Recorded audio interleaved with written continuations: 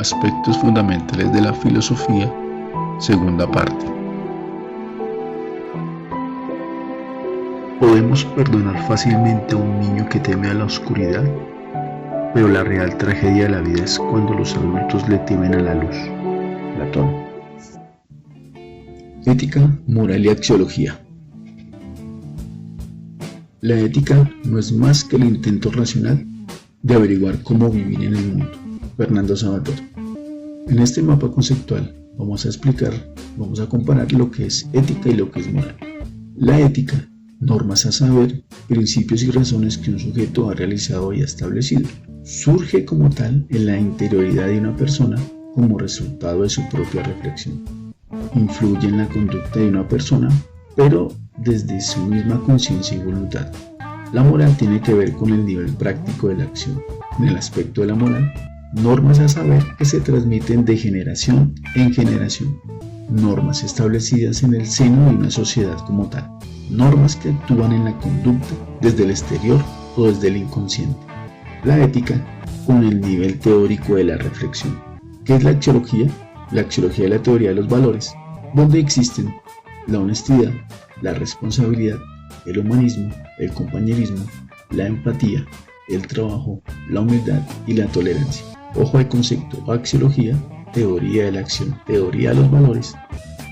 Vamos a mirar el siguiente elemento, dice la radiografía de un pandillero. Vamos a hacer unas comparaciones de la sociedad, y en este caso iniciamos con este conjunto de personas. Aunque las pandillas son homogéneas, estos son los rasgos más comunes de sus integrantes. La edad está entre los 9 y 28 años. La integran un 85% de hombres y un 15% de mujeres. Está entre los estratos 1, 2 y 3. ¿En qué zonas de la ciudad? Muchos de ellos en las partes urbanas y barrios pobres con ausencia estatal. Como su escolaridad baja, primario o bachillerato incompleto. Su núcleo familiar, generalmente familias disfuncionales, víctimas de violencia intrafamiliar o padres ausentes. Ojo que el tema es ética, moral y axiología. Vamos a mirar desde este elemento cuál es el contenido de estos tres conceptos filosóficos a partir de los contextos sociales. ¿Cuál es el repertorio de delitos? Dentro de la ética, la moral y la axiología, la ética va muy de la mano de la parte legal, la moral va muy de la parte hacia la religión, la axiología es la convención social. Entonces, dice, dentro de ese repertorio de delitos, no todos los pandilleros son delincuentes, pero algunos tienen un enorme potencial de violencia. ¿Cuáles son sus principales razones de captura? Aquí está el hurto, aquí está entre hombres y mujeres, el hurto, el tráfico, fabricación o porte de estupefacientes, las lesiones personales, el hurto calificado, la violencia intrafamiliar, la fabricación, tráfico y porte de armas de fuego o municiones y otros delitos. Cuando se habla de hurto calificado es porque se hace con arma. Los jóvenes recluidos entre el 2005 y el 2015, todavía aún la estadística no está actualizada.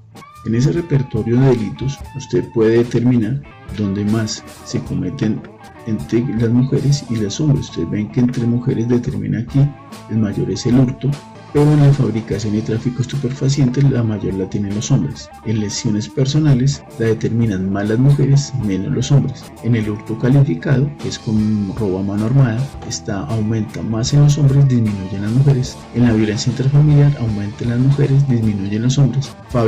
Tráfico y fabricación y porte de armas aumenta en los hombres, disminuye en las mujeres. Los otros delitos, con infracciones a los menores, abundan en los hombres, pero disminuyen muy levemente en las mujeres. Dentro de esos contenidos éticos, axiológicos y de moral, aquí encontramos un conjunto de elementos que van en contra de la ética, dentro de los antivalores y lo que son conductas totalmente amorales. ¿Cómo se crea una pandilla? El paso 1 comienza con un parche, con un grupo de amigos. En el paso 2, luego se convierte en un combo donde los miembros se identifican con el lenguaje, la vestimenta y hasta himnos propios. En el paso 3, finalmente, 2 o más años después, crece la vocación de control territorial.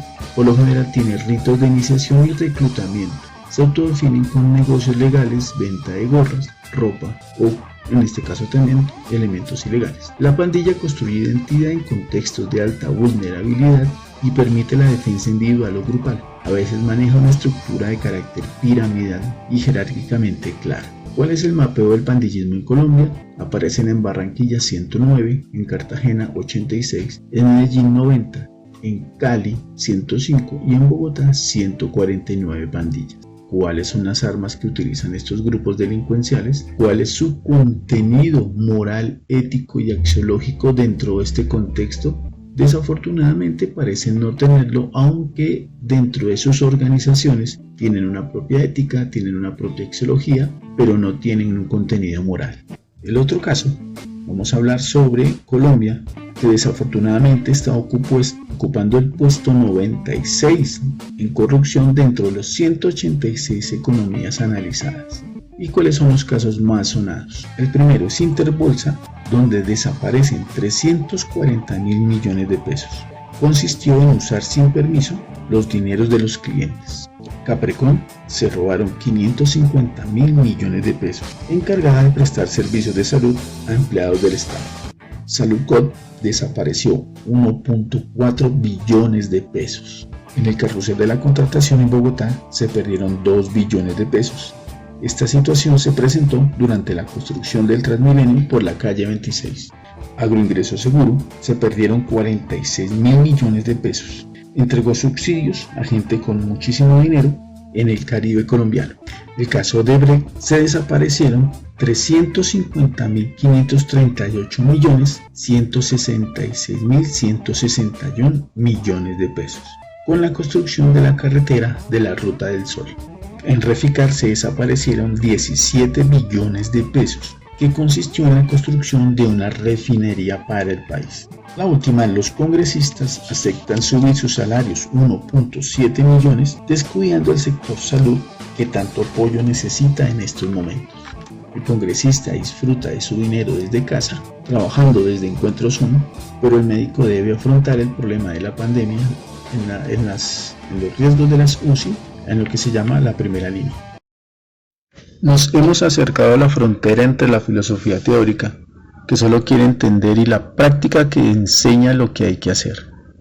Que se ha permitido, para terminar, tomar de esta filosofía práctica una verdad que me parece ser central para la vida humana. La luz, la inteligencia, los valores y la fuerza para realizarlos es lo que más debiéramos apetecer en esta vida para el espíritu. ¿Qué es el ser? ¿Y quién es el ser?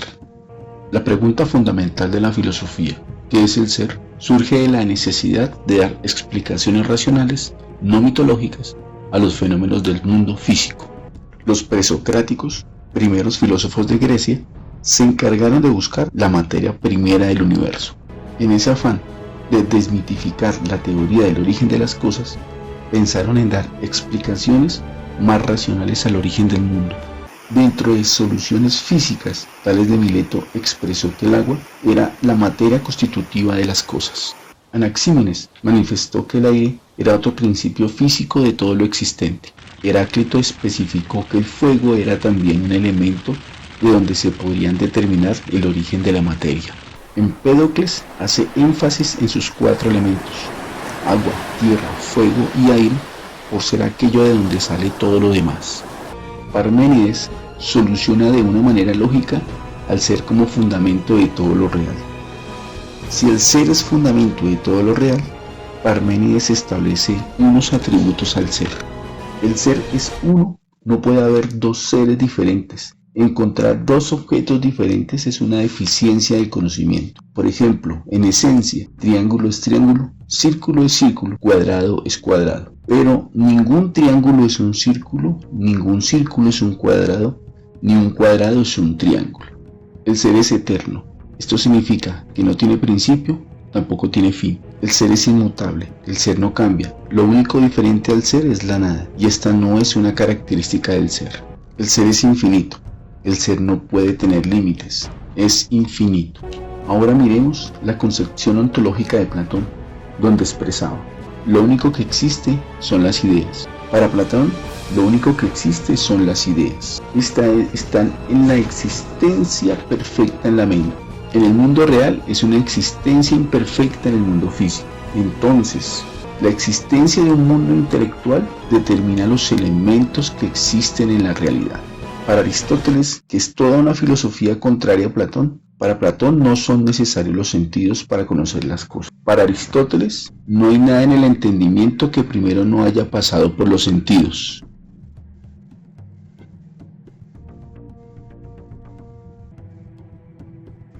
Aristóteles fue el más ilustre discípulo de Platón y a su vez el más crítico de su sistema ontológico.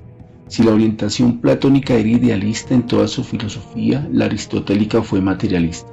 En efecto, mientras el primero en su reflexión sobre lo real partió hacia un mundo suprasensible e inmaterial, el segundo se mantuvo en el mundo físico y experimentado por los sentidos.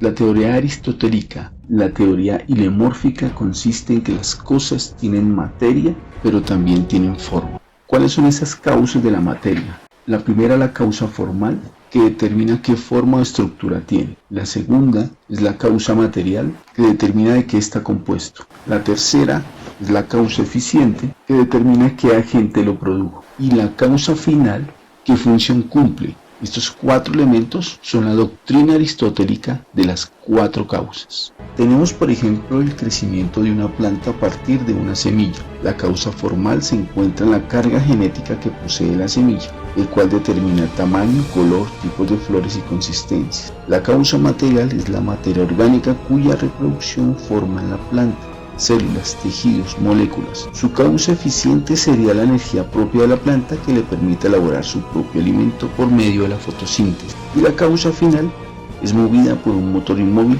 que hace posible los cambios de la sustancia. Son estas cuestiones en que se ocupa la ontología, cuestiones difíciles y muy abstractas, mas quien de ahí dedujera que no tienen importancia cometería un error. Basta mentar a Platón para formarse idea de que esta ciencia, aparentemente extraña a la vida, puede ser una fuerza formidable para la configuración de la vida y la historia de la humanidad. Antes de Cristo vivió en Sicilia un filósofo griego llamado Georgios de Laurentino. De él se dice que sentó y defendió hábilmente las tres tesis siguientes. La primera, nada existe. La segunda, si existe algo no lo podemos conocer. Tercero, supuesto que existiera algo pudiéramos conocer, no lo podríamos comunicar a los otros. En el proceso del conocimiento se establecen unas relaciones entre el sujeto pensante y el objeto pensado. Entonces, lo subjetivo es lo pensado y lo objetivo lo que observo. También se establece una relación entre el objeto, que es todo lo que observo, y el sujeto, que es todo lo que pienso. La ciencia establece dentro de la lógica la organización de ideas y conceptos. Dentro de la teoría del conocimiento, el contenido y validez de los conceptos. La filosofía, con sus grandes pensadores, siempre plantearon teorías para explicar uno de los problemas del conocimiento. En este caso, el problema gnoseológico, el del saber. Con la teoría de la caverna de Platón, se planteó el estado de ignorancia del ser humano. Primero, solo ve sombras. Es la realidad que percibe. Está encadenado con otro grupo de hombres. Estas cadenas simbolizan la ignorancia. El fuego solo ayuda a reflejar sombras de los objetos. Solo en el final de la caverna hay una luz. Esa es la luz del conocimiento. Y solo el hombre que se libere de las cadenas de la ignorancia lo llevarán al conocimiento de lo real, a la idea más pura, a la idea del bien. Aristóteles, alumno de Platón, fue su gran opositor. Estableció desde unas leyes de pensamiento la coherencia entre lo que se dice y se piensa, la correcta utilización de definiciones y conceptos, la coherencia entre la verdad y la realidad, la validez universal de las premisas, la validez universal de los juicios. Descartes, iniciador del pensamiento moderno, hace de la razón y la duda metódica una manera para llegar a la verdad.